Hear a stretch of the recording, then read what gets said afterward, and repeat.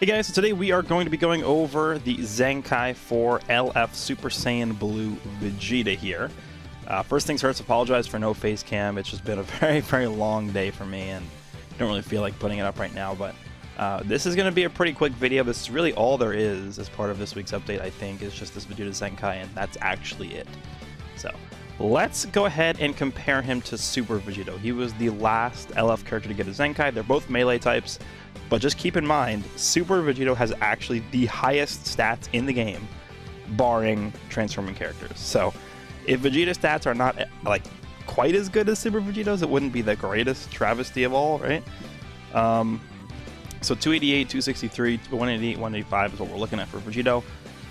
I imagine Vegeta will be somewhere in the same vicinity as that in terms of his stats. Let's go ahead and push the Zenkai button up to 5,000. That is definitely not correct. No, sir. That can't be right. Okay, well, that is definitely more likely. Yeah, DBZ Space, I guess, is a little bit bugged when it comes to the stats on these units, but wow, dude. Those are probably just higher stats than Vegito's. I mean, 293,000 strike, 285,000 blast, 190, 192. Dude, this guy might have the new highest stats in the game, barring transforming unit. He has 1.6 million power level. He has 1604 power level. I'm gonna just quickly check Super Vegito's power level. He is the highest in my box right now. Let's just go and look at Vegito. Yeah, it's higher. Vegito's at 1588.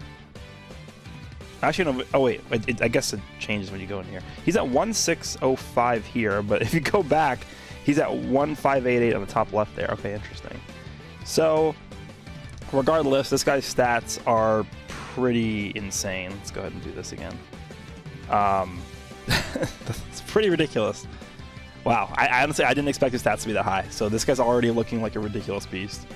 Okay, well, let's take a look here. These are nothing. Final Flash. You know what? I'm going to actually pull up Vegeta in a separate tab, or Vegeta in a separate tab, so that I can see his base form stuff, so I can compare them. So prior to the Zenkai, it did major impact damage, and then 15% damage received for 20 counts on hit. Now it does massive. Okay, perfect. That's honestly the only thing we needed this to do was massive damage. Inflicts enemy with attribute downgrade plus 15% of damage received. 20 counts on hit. Okay, so that's the same. Yeah, all they did was to give it massive, which honestly is perfectly fine. That's all I asked for him, honestly. The green card, so what it does before the Zenkai is it restores health by 15%, and then it gives 20% to the next special move or ultimate damage inflicted. As long as this just gives like at least 20 ki back, that's definitely just good enough. So let's see what it does. Okay, so he draws a strike card next, and then everything else is the same. Damn it, I really wish this gave ki back. Green cards that stop time that don't give ki, they're just not at that level we need them to be at. I mean, drawing a strike card is nice, considering this guy also reduces the cost of his cards whenever he uses cards. So ki is not going to be as big of an issue for this guy, but man, I really wish he gave that green card gave ki back. All right, let's take a look at his main ability. So before Zenkaiing, his main ability already was pretty decent. So his main ability drew the Ultimate Arts card, restores ki by 50, and gave 2 Arts card draw speed for 10 timer counts. Now it gives, the Ultimate Arts card, it gives 50 ki. Oh, so he just basically is getting an extra 30% strike attack for 15 timer counts. 15, huh?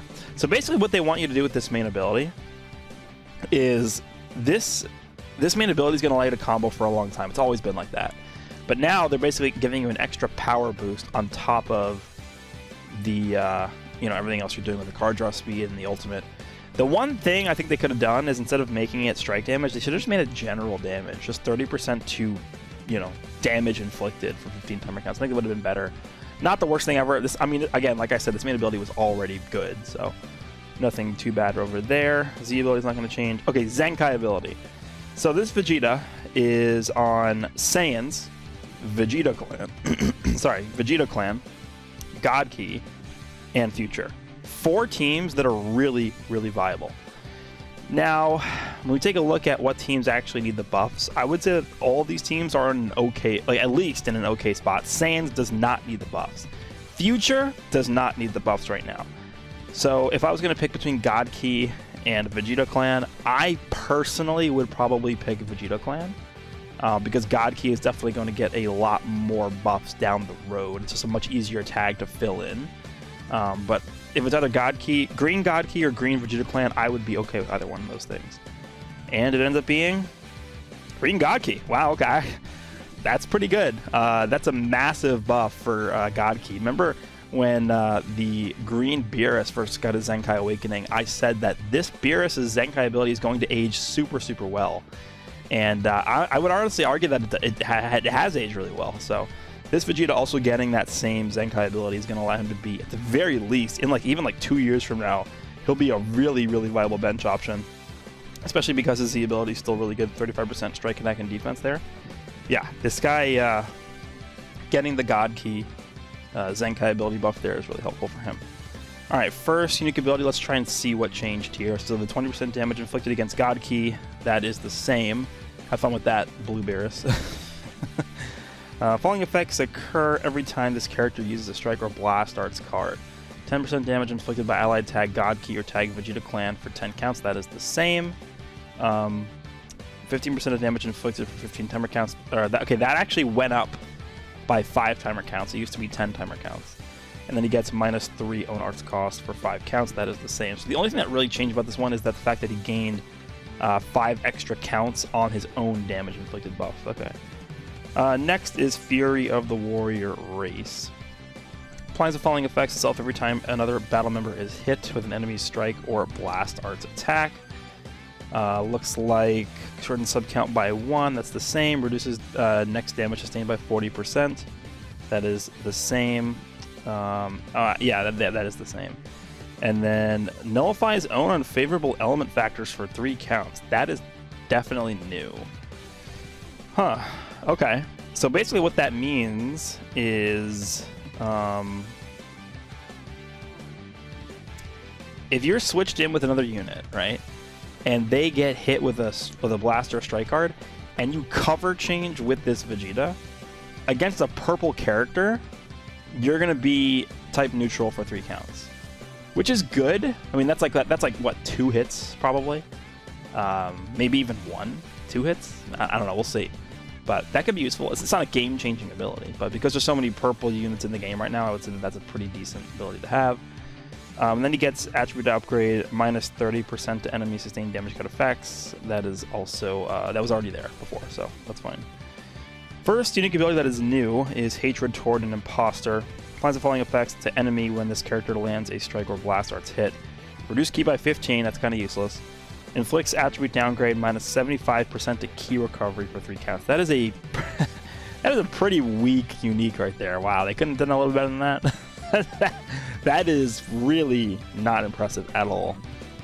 I mean, the ki recovery thing is pretty okay, I would guess. I mean, it's not like, you know, reducing ki and giving minus to ki recovery is like the only reason that's ever going to be relevant, but it's not going to be so much, you know, annoying to the point where you're like, wow, you know, this Vegeta is so annoying. Like it's really not going to make that big of a difference, I don't think. And then the final unique ability is Strength engraved in every cell. Applies the following effects to self when battle starts. 35% of damage inflicted. Strike damage. Okay, so they actually did go specifically with strike damage. Then he gets 20% to reduce damage received and -3 to strike arts cost for 30 counts. Yeah, strike arts cost. That strike arts cost is actually going to make a big difference. I'm telling you right now, the most underrated thing about this guy from the Zenkai Awakening is probably going to be that, the -3 to strike arts cost. Because if you can actually overlap that with the main ability. The main ability can only be used after 25 counts, and he only has the -3 cost to strike for the first 30 counts. So there's a 5-second window if you pop your main right away, like as soon as it's available, to combo like ridiculously like long with the reduced cost and the strike cards. Because remember, he's reducing the cost on his strike cards. I believe it's by 3 every time he uses a strike or blast card. So he's going to be able to, you know, sort of feed into himself with that ability. So he's the only how do I say this? The only like area I'm not too happy with that they did with this unit is they gave him specific damage to strike attack, right? I mean, he has 285,000 blast attack, yet on the main ability, he's getting 30% to just strike attack. And then in the final unique ability, he's getting 35% to just strike attack. So it's like if you... This guy's blast attacks, I don't really think they're going to be hitting that hard, because keep in mind, he's not getting any other start of battle buffs for his damage besides what he's getting down here, and against specifically God Key units. So, yeah, I mean, back in the day when this guy released, he was kind of like a really good two-way offensive character, meaning both blast and strike, because he didn't specifically buff one or the other. He just sort of gave himself these buffs every time he used a card, right?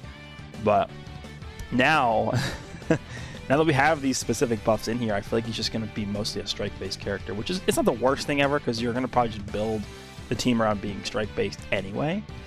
But I would have just liked if he had more options for, you know, dealing more blast damage, right? It's just, yeah, it's 2022. We can't really have these units that are one-way units anymore offensively. But I think people are going to look at this and they're going to be like, wow, this guy really didn't get that many, you know, upgrades or whatever. Now, I will say defensively, I am a little bit worried about how well he can tank, because the only like real tanking ability he has is the 20% reduced damage received, and I guess the cover change. But on the cover change, he is getting 40%. So on a cover change, he will have 60% damage reduction on top of these stats.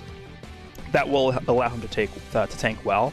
But if you just have him out on the battlefield and you get caught in like a PV combo or something, he will not be able to tank anything.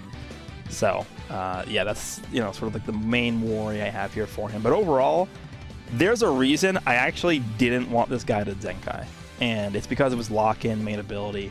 It's just, you can't play around it, right? There's some mechanics in this game.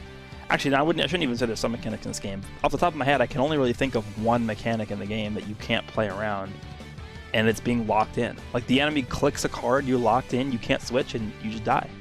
If you, like, again, think about this scenario.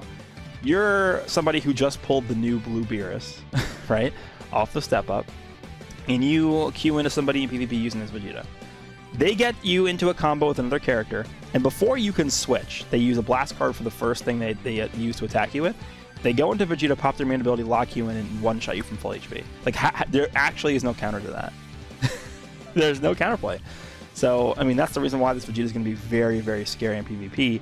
Even though he might not have gotten the strongest buffs from those unique abilities, I feel like he'll still be really, really good. His stats are monstrous. I mean, he is a LF Zenkai, and all the LF Zenkai characters that we've gotten have been just ridiculous on the stats end of things. So, I do think this guy's going to be pretty ridiculous. So, let me know down below what you guys think about this Vegeta. There actually is no new equipment coming out this week.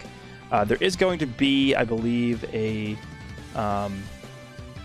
new co-op coming out against Evolution Blue Vegeta. There's the Battle Gauntlet versus this Vegeta, where you'll be able to grind up some of his Awakened Z power.